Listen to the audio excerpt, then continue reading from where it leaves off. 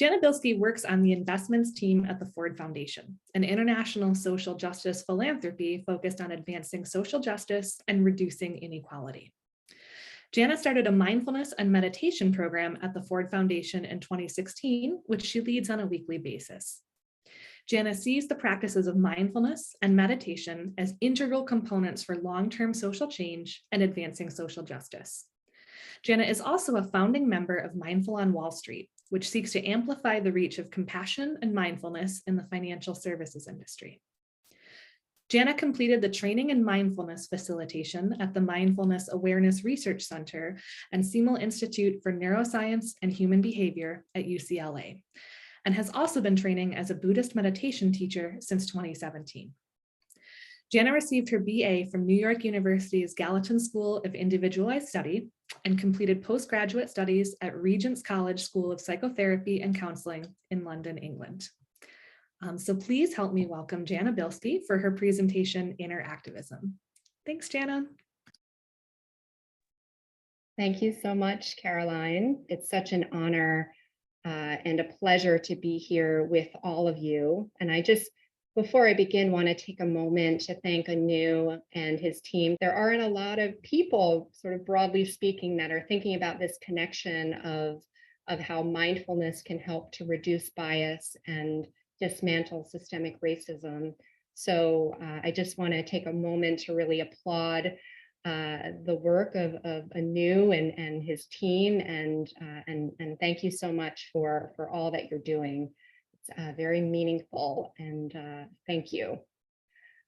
So and thank you again to all of you. I'm really excited to be here. So how I thought we could spend the next, we have just under an hour together, is we're going to do, I'm going to lead a short practice, so a practice of around 5 minutes, and then we'll go into the presentation portion, where I'll talk about the inner activism, the relationship between mindfulness and meditation and activism. And again, not many people on the whole are sort of making this connection. In fact, I just had a recent conversation where someone was saying to me, yeah, you just had that was really saying that they didn't think that mindfulness, meditation, and activism were sort of related. So we're going to be talking about that, and also the launch and implementation of the Ford Foundation Mindfulness Program, which I thought would be helpful to share with all of you, because perhaps there are some of you out there who are thinking about starting a meditation and mindfulness program in your organization or in your community, or perhaps if it's not meditation and mindfulness, that is your thing. Maybe you're a poet or a dancer or a musician, and have a practice that you do that's transformed your life for the better, and you feel could be of benefit to others. So perhaps there's something that you have had a wish to share in your workplace or in your community. So I thought that would be helpful to share about the journey of the mindfulness program at Ford Foundation. And then we'll have time for some breakout sessions. And if you're anything like me, when I hear the word breakout sessions, sometimes I have a little bit of resistance to that, and sometimes, to be honest, I'll think, oh no, breakout session. But I'm always happy to when I'm after the breakout sessions. It's always feels very meaningful to connect with others. So we'll have about hopefully about 10 minutes for breakout sessions, and then we'll have some time for community sharing and any questions at the end. So hopefully that all sounds good. And please do share your questions in the chat, and we will get to those at the end. Hopefully we'll get to all of them. So with that said, let's do a short practice together.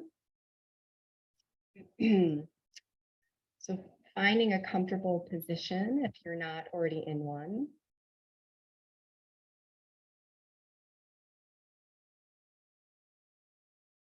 And closing or half closing your eyes. Of course, keeping your eyes open if more comfortable.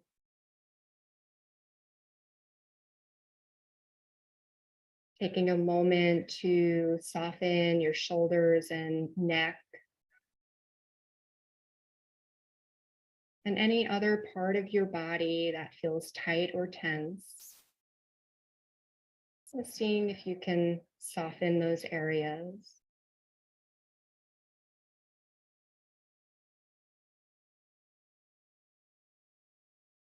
And then let's begin by breathing out anything that's on your mind. So breathing out any worries of the day, any mental tension, or anything that's not serving you. Just breathing those thoughts and feelings out with each exhalation.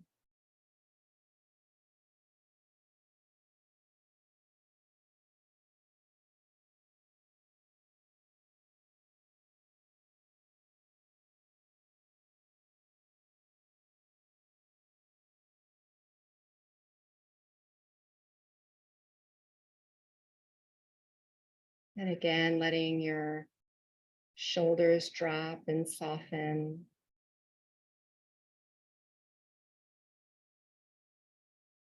And then we can bring our attention to our breath as we breathe normally, breathing just naturally and noticing the sensations of air as you breathe in and out through your nose.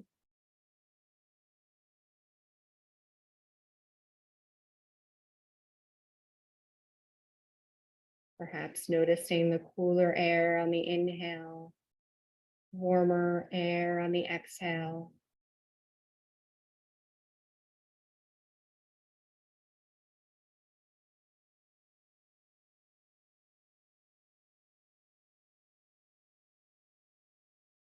And then just allowing your mind to rest there on the breath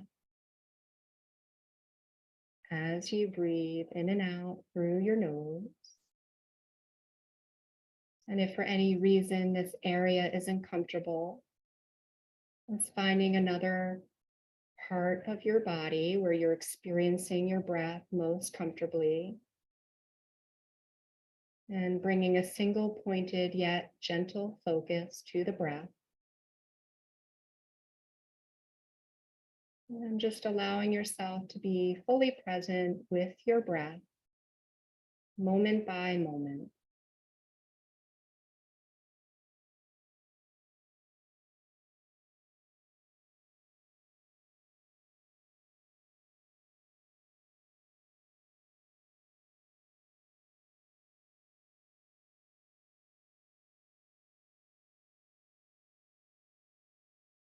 And when any thoughts arise, just gently letting them go and bringing your mind back to your breath.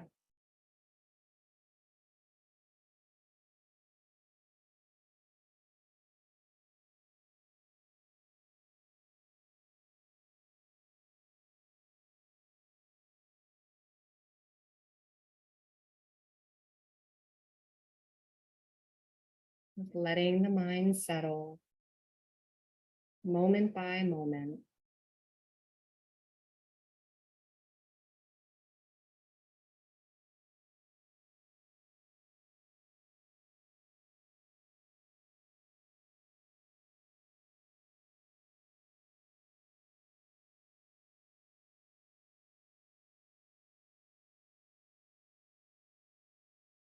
And then in the last minute or so of the meditation,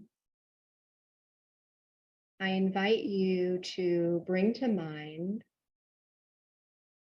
something that brings you a good feeling or an inspired feeling. So this could be something as simple as being outside in the park on a beautiful sunny day.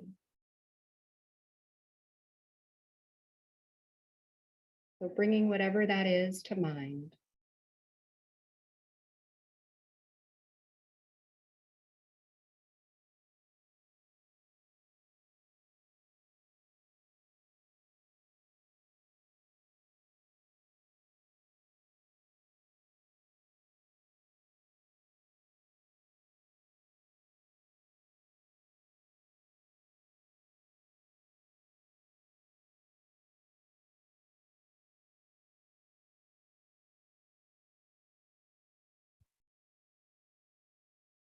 So this experience of peace at whatever level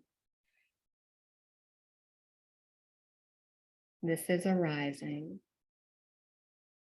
indicates that if we're able to experience even just a slightly more peaceful, calm mind, and if we have the potential to experience even just a little bit of peace, then we have the potential to experience greater levels of peace. So how wonderful that we have this potential. And wouldn't it be wonderful if we could deepen our experience in this, both for our own benefit and for the benefit of others, our friends, our family, our community, our world. So if this inspires a wish in your heart to deepen your practice in this way, just abide with that for the last few moments of the meditation. Just keep abiding with your breath.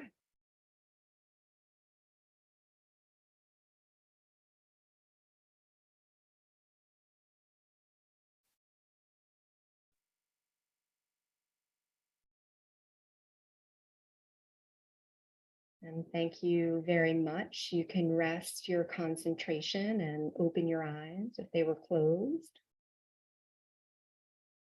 I hope that you found that helpful. If you were very distracted, please know that is normal. Or if you were sleepy, that is also normal. So thank you again. And thank you to Antoinette for sharing that comment in the chat about Thich Nhat Hanh, who at Engage Buddhism shared that, talked about this during the Vietnam War, and that engaged mindfulness is not new. And that is very true. And thank you so much for sharing that. Thich Nhat Hanh is a wonderful example of an activist who also was a meditation and mindfulness practitioner. Thank you very much. I'm going to share my screen now. Hold on one moment. Great.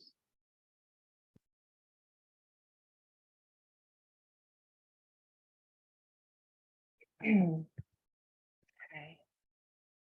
Just going to move to next slide here. So here we are, the Mindfulness and Meditation Program, Journey at Ford Foundation. So again, I thought this would be helpful to share if any of you have a wish to bring a program like this, whether it be meditation or mindfulness or something else that is your practice, to your workplace, to your community. And I thought it would also be helpful to share a little bit about my personal journey and how I found meditation and what inspired me to begin the program at the Ford Foundation. And for those of you who may have joined a little bit after the introduction, just very briefly, the Ford Foundation's mission is to advance social justice and reduce inequality. So we have about 10 offices around the world, all of which are working towards those ends. So finding meditation, and this may resonate with some of you, maybe if there's a similar reason of you finding this practice, it was basically because of suffering, right? It was about 10 years ago, I was going through a very challenging time in my life. It was a time of transition, and I had a lot of anxiety and fear and worry.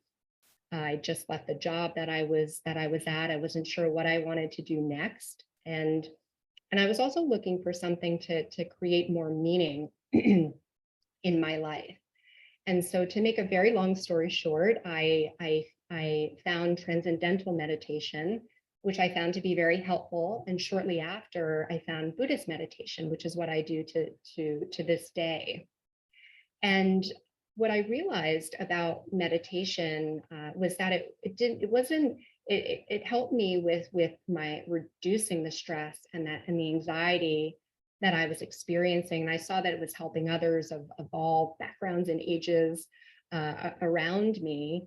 But I also realized that they just weren't tools for well-being. They are also tools for transformation.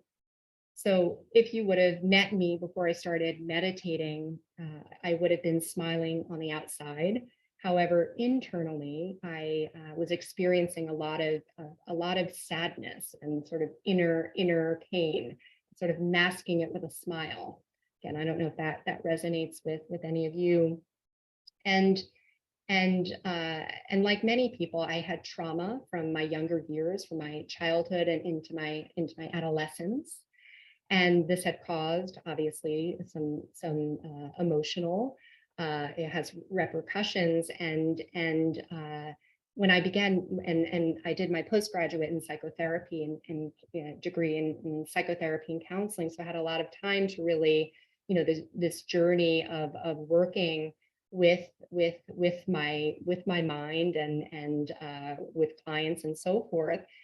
And what I realized when I started studying Buddhist meditation was that the Buddhists who've been studying the mind and consciousness for thousands of years, and it's great to see that neuroscience, modern science, is really reflecting a lot of what the Buddhist tradition, and I'm sure other contemplative traditions have said, is that, if we change our mind, we change our world.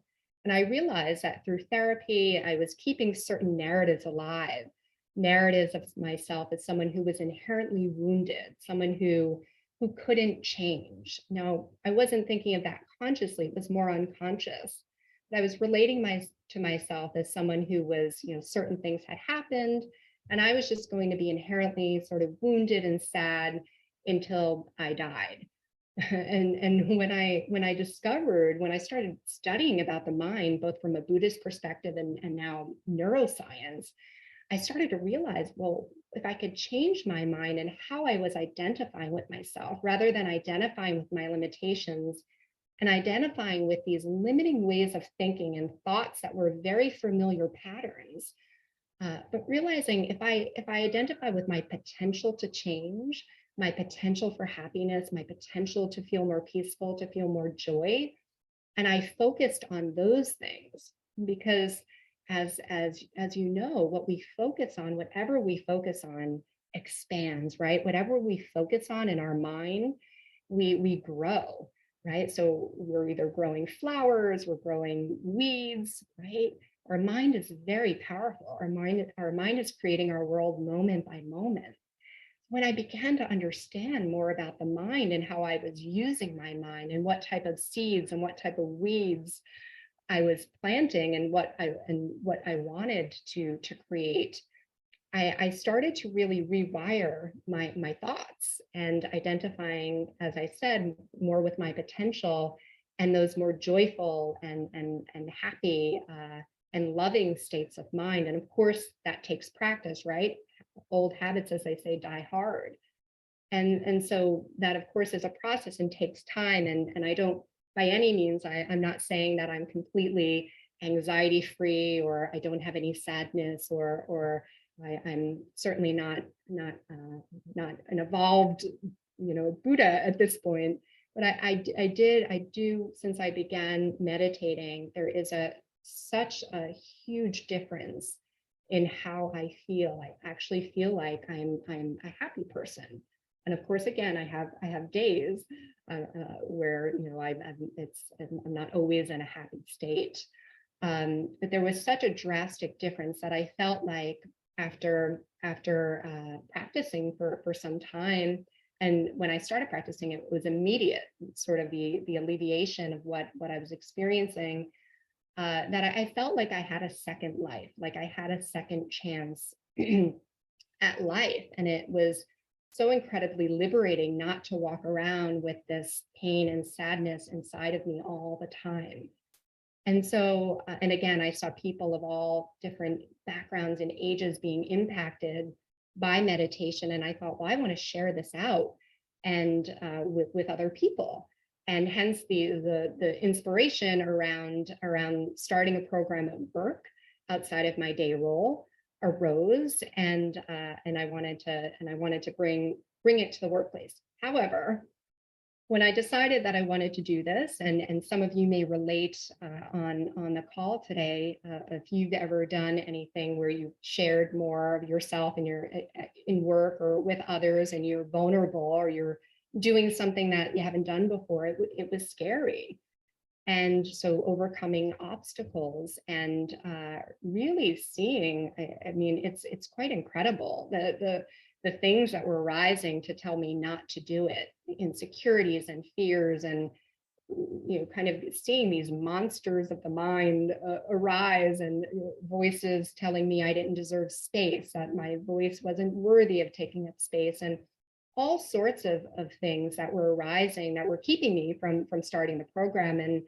And I sort of went back to sort of, again, looking at studying the mind and listening, going to classes and listening to sort of teachings and really, again, realizing that how do I want to frame this here? Do I want to believe the fears, or do I want to believe the potential? And so I worked with myself for a couple of months, and certainly wasn't fear-free by any means. But what really sort of got me over the line to start was really, I'd say, this thinking about the compassion aspect of how these practices had so profoundly helped to change my life, and as I said, had helped to feel like given me a new life in a way.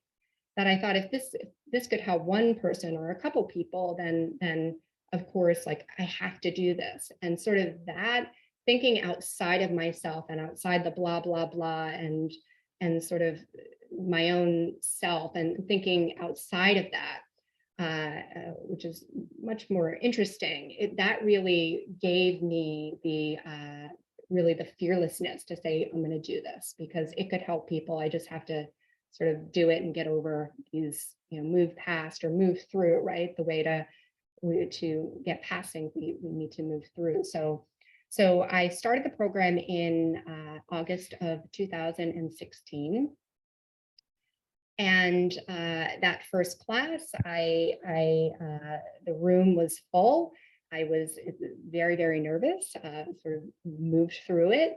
And again, if any of you have done something before that you've been nervous, whether it's public speaking or being in front of people, that of course with practice will lessen. And I had a huge fear of public speaking, and with time, of course that got less and less, and using the practices of mindfulness and meditation.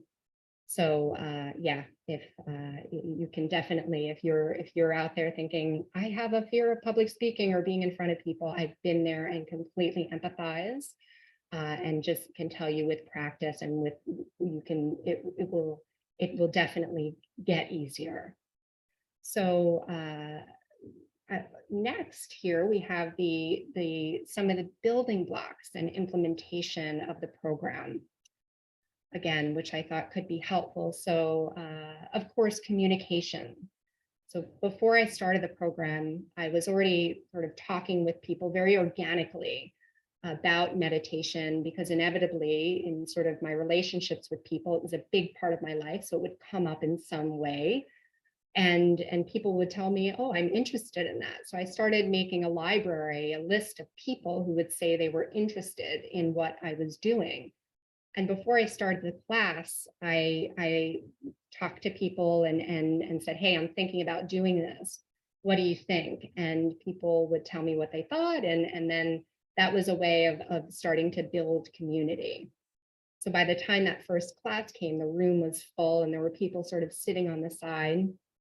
And so that is something that is important. And I think people appreciate when you ask them what they think and for their thoughts, and they sort of become thought partners in what you're thinking about creating.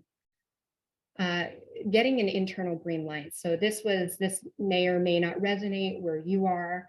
Where I work, it seemed like it was the wise thing to do, and to get the blessing from human resources and people and culture. They were very supportive of me beginning the program.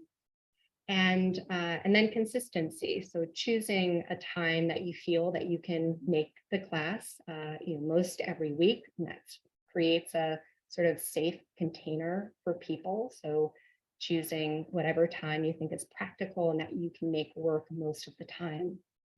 The outreach and community building. So this is something that I also would recommend, finding out what they would like in the classes. What is the content or the issues that they're grappling with that they would like you to cover or to address or to integrate within the sessions that you share. So you can do that by word of mouth, by surveys, and so forth. And of course, creating a distribution list with everyone who is attending or who just says that they're interested. Inner practice and training. That is another important element, that having your own training, right? So that what you're teaching is something that you're experienced in and skilled at. And so as I mentioned, mentioned a little bit about neuroscience, I did a course at UCLA. If anyone is interested, it's a training in mindfulness facilitation program. It's a 1-year course with their Mindfulness Awareness Research Center and their School of Neuroscience and Human Behavior. That's a 1-year program that really gives the science about meditation and mindfulness. It's a fantastic program. And then, as I mentioned, I also study Buddhist meditation, and I go to a center in New York City, in Chelsea, where I've been studying for some years around meditation, and also teach some classes there. So having some training. And then an intention beyond the self, that I spoke about that before, where having an intention beyond oneself, I think is just has a powerful resonance, right? When it's about more than just ourself or our own benefit. And as I mentioned, that compassion and intention really helped me to begin the program, and something that I often have to go back to, because sometimes the classes, to be honest, and this may happen to you or happens to you if you're leading some type of classes, is that sometimes they become like work, and they can become almost like a burden. And when that's happened to me, I've gone, wait a moment, I don't want to be engaging with classes in this way, where they're feeling like their work and they're becoming sort of weight on my mind. And so it's helped me to go back to, why am I doing this? What's the intention here? And that kind of re-inspires me of like, oh, okay, it gives me this meaningful kind of fire that allows me to sort of move more into a sort of more inspired state. And sometimes I need to take a break. Sometimes I need to take a week or 2 weeks or time to take a break from the classes. So that is, I think, important to recognize that too, which in the beginning, I think that was one of the things that I could have done better at, is I was so focused on getting the program launched that I realized that it would be more skillful for me to take some times that were breaks, not to try to do a class every single week, but to plan out break times. And then having fun. And I'm talking to myself here too, as I'm talking to all of you. So that's something I'm focused on right now. As I mentioned, these things can become like work. These classes can sort of become another thing on the to-do list, and remembering to have fun. And that's something I'm focused on. I'm practicing right now in different areas of my life. So moving to the next slide. Just checking the time. Okay, so then in 2017, so about a year after the program launched, I invited in some speakers. So that's something you can think about as well. And I was very honored and humbled that Sharon Salzberg said yes. And she led the first class at the Ford Foundation, which was really such an honor. And she did it before I had a budget. So really generously volunteered her time. And that created a lot of buzz and a lot of awareness. And then have since invited in some incredible speakers, some of whom are in this program, such as I think speaking tomorrow, Dr. Sarah King, Rashid Hughes, and some other folks, Rose Felix Kratzley, who runs Ivy Child International, Reggie Hubbard, and Ali Atman and Andres, who you may know, Ali and Atman Smith and Andres Gonzalez. They just released a book called Let Your Light Shine. They do a lot with youth and mindfulness, and I'm excited to check out their book and run an organization called Holistic Life Foundation. So, and really wanting to be intentional about bringing in speakers that focused at the intersection of meditation, mindfulness, and social justice, because I think there are ways that meditation and mindfulness can sort of be presented or understood that can be very limiting to what sort of the full scope of what they're about are. So really wanting to make this connection for folks at the foundation, as it is a social justice organization, that these practices are very intertwined. And I'll talk about a little bit more about that in a moment. In 2018, the classes became part of the Foundation's Global Wellness Program.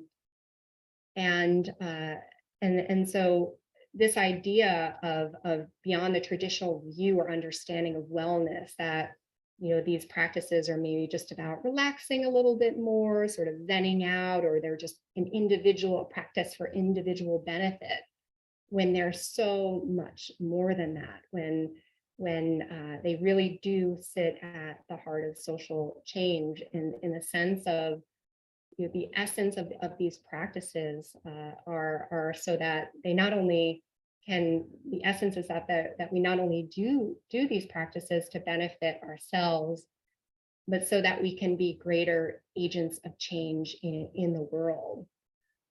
And yes, Thich Nhat Hanh spoke about that, and others. And so this is every time we hit the cushion, we hit the chair, right? It's a form of really of service, right? Of creating sort of the intention to be able to be a vehicle that can be a greater resource, not again just to oneself and to maybe one's sort of inner circle, but out in the world. And of course, helping to prevent burnout, which is an issue in the social change field and other fields as well, helping us to keep our tanks full. And then also, the practices can help us to have an insight around our interdependence and interconnection. So we are all one cell, right? And when one part or we are all cells in one body, right? We are all one body. So when one cell or some cells are working for themselves, right? That's actually when one cell's working for itself in a body, that's cancer, right? And when cells are working together in the body, that can create a thriving body when cells are collaborating together. So really helping us, helping to recognize our sense of interconnection and interdependence, and that we are all part of the body, and the importance of really collaborating with all parts of the organization or the body or the system. And also another way that these practices are sitting at the heart of social change is that they're really working at the level of the heart and mind. So when we're thinking about systems and structures that are breeding inequality or other toxic systems in the world, right? These structures and systems are composed of individuals, right? Individuals who are creating these things, and individual minds, individual hearts. And these practices are really working on that level of mind and heart, and helping, and there are many studies out there, and increasing studies around how they can help us to create more empathy and love and kindness, compassion, openness, interconnectedness, inclusiveness, other-centeredness. So qualities that really can help to cultivate justice. And it's, you know, I'm reminded of our friend, our dear friend, who will be speaking tomorrow, Dr. Sarah King, who talks about justice and defines justice as loving awareness in action, right? Loving awareness in action. So meditation and mindfulness can really help us to really evolve as a human species, to grow these qualities and to foster more loving awareness and action, more justice oriented thinking, and can really help to counter the qualities of mind that really obstruct justice. Self-centeredness, right? Only thinking about oneself, and lack of compassion, fear, anger, greed, hatred, lack of interconnectedness, these qualities that again can inhibit that loving awareness in action. So these are things that I've been working on and really reflecting on, and how can we get from sort of this type of mind and have less of these qualities to having more of these qualities. How does that, how can we do that? And you know, specifically at Ford Foundation, looking at ways of how can this be built into the strategy at Ford Foundation. And maybe, you know, perhaps this is something you can discuss in the breakout room, or something that you'd like to reflect on as in your work. How can this be built or integrated into the strategies that you're working on?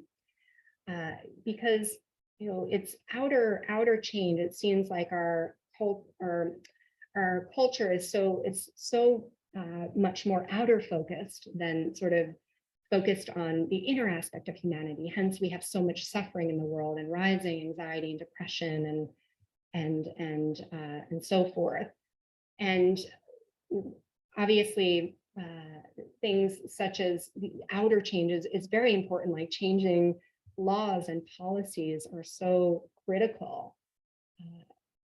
Yet if we don't change minds and hearts, we're just going to end up with those same issues. And I'm reminded of a story, and it may have been in one of Sharon Salzberg's books. I don't remember exactly where I saw it, but I thought, just to illustrate this, and I know we're coming up to time, is there was an example of a lake, and it was talking, the example was, if a lake was polluted and sort of wreaking havoc on the community around the lake because of the pollution, and bringing in sort of the best minds, the most expensive equipment to clean up the lake and get all the pollution out of it.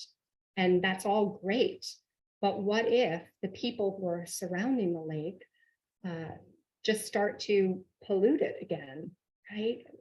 What if the minds and hearts of those who caused the lake to be polluted in the first place, if those minds and hearts aren't shifted in some way, right? It's just going to end up to have the same problem again. So yes, it's the outer again is so important, but I think this inner work is really the work of our time. And the good news is that neuroscience, I was listening to Richie Davidson recently, who's a globally renowned neuroscientist, talking about meditation and mindfulness in relationship to inclusiveness and how they can expand our sense of the in-group. So we have our in-group, maybe it's our family and friends and people we know who are like us, and how these practices can expand that in-group. So we're including others outside of that and expanding that sense of openness and inclusivity. So there are so many examples and studies that are showing this, which is great news, showing us that we can evolve to a more loving and empathetic and kind, compassionate species. Yeah, so I think that's good, that the potential is there. And I mean, everyone on this call everyone is a leader, no matter who we are, right? We all have people in our circles that we influence, and so it's so great that you're here at the summit and you have an interest in this topic. And yeah, I would ask all of you, how could you bring this out to the work that you're doing, the leadership that you're leading in the world and in your community, workplace, and yeah. So something to think about. And I'm just seeing that we're about at time, and so maybe what we can do before the breakout room is just take a moment. I'm going to bring up a slide here. Why don't we just take a minute to, because I know I gave you a lot of information.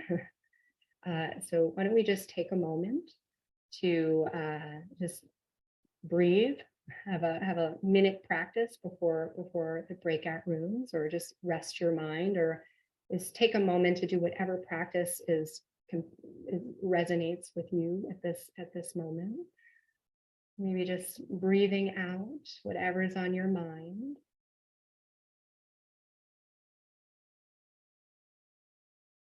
So we've just explored a lot together.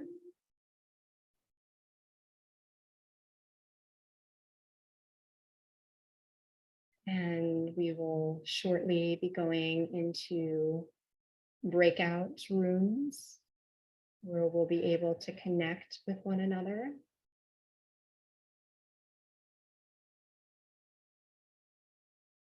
And so some of the suggestions of topics to explore in the breakout rooms